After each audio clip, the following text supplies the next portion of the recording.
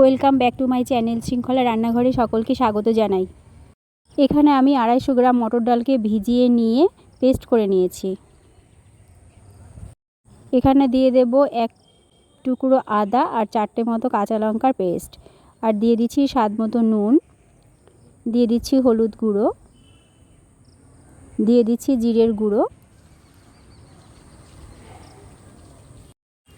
এবার সমস্ত উপকরণ একসাথে মিশিয়ে নেব।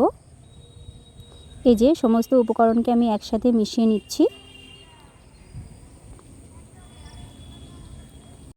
এবার এখানে গ্যাসে কড়াই বসিয়ে দিয়েছি। কড়াইটা গরম হলে এখানে আমি একটু সাদা অয়েল ব্রাশ করে নিলাম।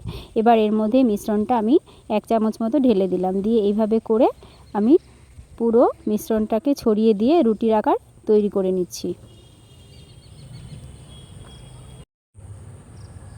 সমস্ত জায়গায় আমি এইভাবে করে চামচ দিয়ে এইভাবে সমস্ত জায়গায় আমি ছড়িয়ে দিলাম। আর এখানে দিয়ে দিলাম 1 চামচ মতো বাটারটাকে এরকম করে সমস্ত রুটির গায়ে ব্রাশ করে নিচ্ছি।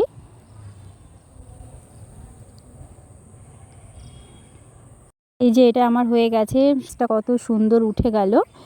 এই যে আমার একটা এই যে ডালের রুটি কমপ্লিট হয়ে গেছে। এটা বাটার দিয়ে করলে কিন্তু খুব টেস্টি হয়। এই যে এখানে আমি আরেকটা তৈরি করে নিলাম।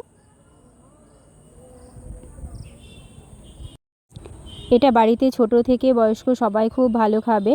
এটা খুব টেস্টি এবং হেলদি একটা ফুড। এই যে দেখুন কত সুন্দর লাগছে, মনে হচ্ছে ধোসার মতো দেখতে লাগছে।